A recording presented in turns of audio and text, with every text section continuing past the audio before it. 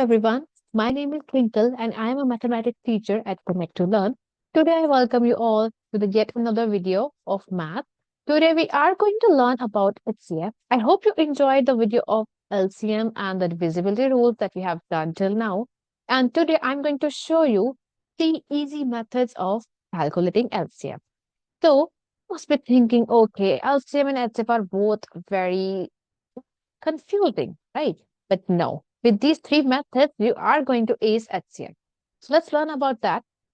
So first of all, we are going to start with HCF, the full form here, right? So HCF means highest common factor, right? So we are going to talk about factors here. If you have learned already the factors, it's going to be very easy for you. So now let's start with the first method that is going to be listing factors. In the LCM, we always talk about listing multiples. That was the first method, right? So in the HCF, we are going to talk about listing factors because it's highest common factor. So for example, let's talk about one question here. If our question is that calculate the HCF of two numbers like, let's say, 6 and 12, right? So here I'm going to just list down all the factors of these two numbers. And what are those? Let's see. So first of all, 1 is going to be the factor of any number and every number, right? And the number itself as well. So 6 here and 12 here. After that, we are having here 2 as a factor because it's an even number and 3 as well, right? Here 2 goes for it and 3 goes for it. After that, we are already having 6 and 4 as well, right? Now you see here, what is the highest common factor? Common factors are which ones? 1 is a common factor, 1 is here and 1 is here as well.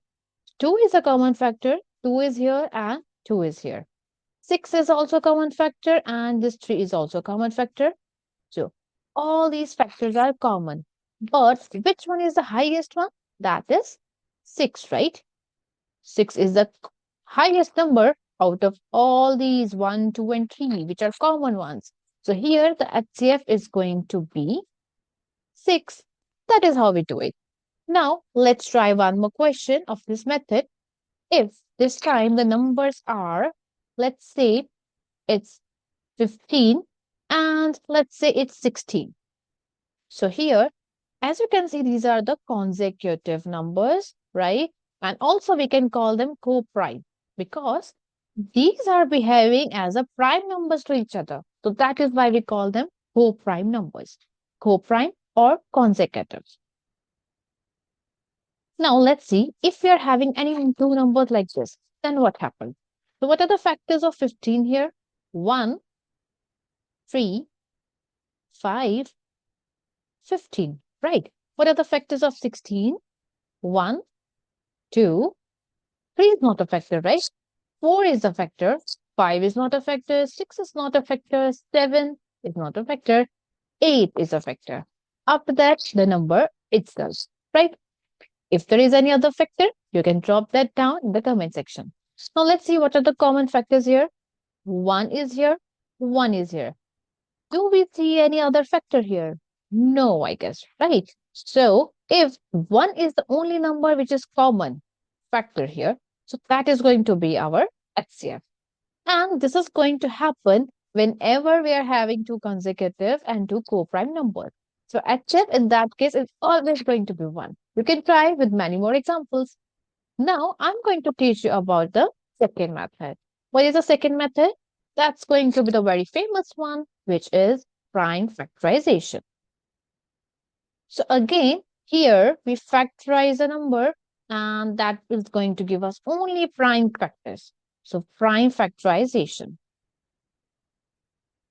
Again, very easy. Let's take a question. Let's take, again, we can take 4 and 8. So here I'm going to do the prime factorization of these two numbers like this. We are going to start with the smallest number, right? So 2 here, 2 here, 2 here, 1 here, right? And same goes for this one. 2, 4 here, divided by 2, we get 2. Divided by 2 again, we get 1. Now we are going to list down the factors that we have got. So 4 equals to 2 times 2. 8 is equals to 2 times 2 times 2. Now here, I will be making the pairs over here like this, you see. This is my one pair. This is my second pair. So how many pairs we have got? 2 pairs. And what's the number there? It's going to be 2 here and 2 here. So I'm going to do the times of these, which is going to be our HCF. So what is the HCF in this case? It's going to be 4, right? Now we are going to try one more question and you can get the better clarity. So this time let's take big numbers. We can take 24 and we can take 27. Let's see what happens here.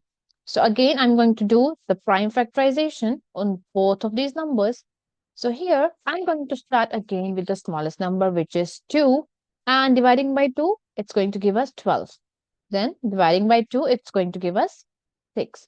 Dividing by 2, it's going to give us now 3. And there is only one number which can divide 3, which is 3. And we can get 1 here. Now let's do with 27. 27 is not divisible by 2, right? So the smallest number, the next smallest number is going to be 3. And that gives us 9 here. And this is also divisible by 3. We get 3 here, and 1 here. Now again, let's list down it. So 24 equals to, what have we got? 2 times 2 times 2 times 3. Then 27 equals to 3 times 3 times 3. Right. Now let's make the pairs. So I can see there is only one pair that I can make. That's the common one. Only this one. Do you see any other? No, there is not any other. So what's your HCF in this case? It's going to be 3 only. That is how we do it. Isn't it easy? Now let's go to the next method. Now the next method is very, very useful when we are having very big numbers. Because prime factorization could be tough for that, right? Finding the factors of the big numbers or listing factors as well. So in case if we're having many, many big numbers, so this method is going to be very helpful. That is called long division method. It's going to be very interesting for you. Very easy method. You can apply this to small numbers as well. So long division method, for example, if our question is find the HCF of 24 and 36. Now, if you want to list down the factors, that is going to be a long list, right? So first method may not be useful. Second method, you can do it, yes. But now how to do this question with third method, which is long division method? Let's see. So here I am going to divide 36 with 24. So 24 is going to be the divisor, 36 is going to be the dividend. Now here I can see that at 1 we can get the 24, right? Now if we subtract this, what are we getting? 2 and 1, 12. Now this 12 is not equals to 0. So when your remainder is not equals to 0, what are we going to do? I'm going to make it the divisor for the next division. Now what's going to be the dividend here? The divisor which was in the previous division, that's going to become our new dividend. So it's going to come inside here as 24. Now let's do the division. So 12 times 2 gives us 24, right? Now this time your remainder is 0. So whenever you get the remainder as 0, at that division, whichever is your divisor, that is going to be your HCF. So here you got your remainder as 0. Divisor is 12. So 12 is going to be your HCF like that. Okay. So let's try one more question. If we take, let's see, we can take 48 and we can take 7. Let's take this. So here I am going to divide 48 with 7. So what is going to give us? 4. 7 times 6 is going to be 42, right? Because 7 times 7 is 49, which is greater than 48. So we are going to go with 6 here and answer is going to be 42. So if we subtract this, we are going to get how much? It's going to be 6, right? Now 6 is not equals to 0. So let's follow the steps. The new division here, 7 is going to come inside So 7 here, and then we are getting at 1, we are getting 6, and here the remainder is going to be 1, which is again not equals to 0, right? Now again, we are going to go with the new division. This time, again, this 6 is going to come inside. So at the table of 1, where are you getting 6? It's going to be 1 times 6 equals to 6. So you are going to get your remainder as 0. So which is the divisor at this time? It's 1. So 1 is going to be your HCF for these two numbers, right? Now I have a question for you. I want you to try this method with the numbers, let's say 24 and let's say 52. Going to be very easy. This question is for you only. Thank you for watching this video and connect to learn more with us. Thank you so much.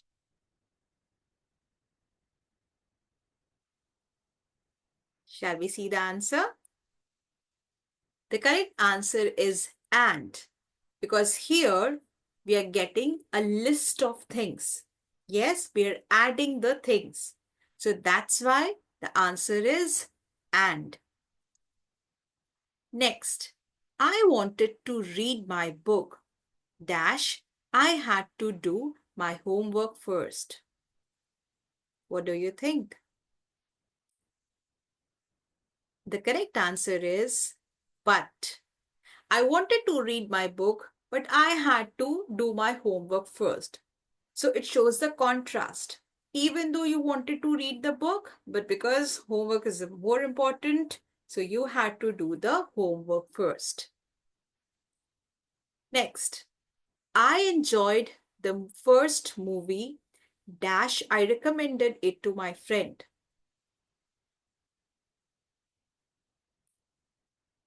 So the answer is so, cause and effect.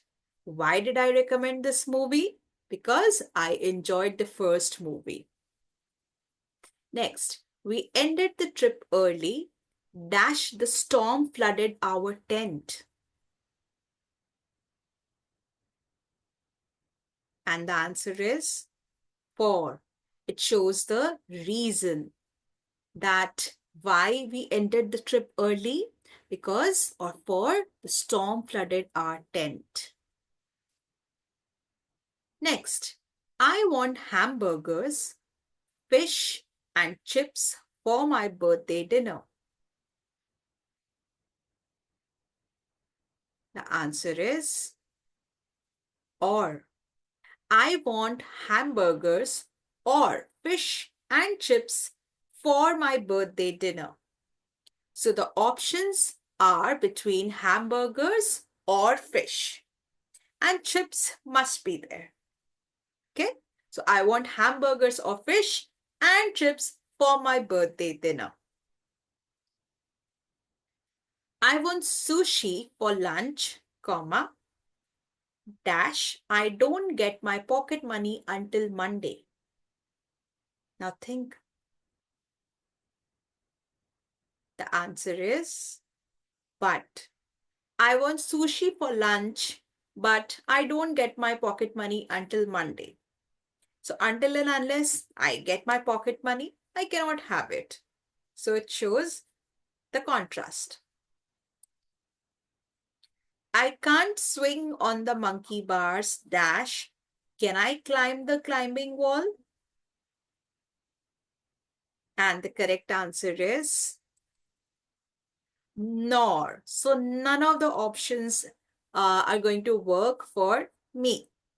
So I can't swing on the monkey bars, nor can I climb the climbing wall. So these are the coordinating conjunctions. Very easy to remember with the acronym fanboys. F for, A for and, N for nor, B is for but, O is or, Y is yet, and S is so. So this was all for today, my dear friends, and I hope you got a clear understanding of what coordinating conjunctions are. Do remember the acronym fanboys, which will help you to remember all the coordinating conjunctions, and the examples are going to help you to remember their purpose. So take care, keep learning. We'll meet in one another video with a fresh topic. Bye for today.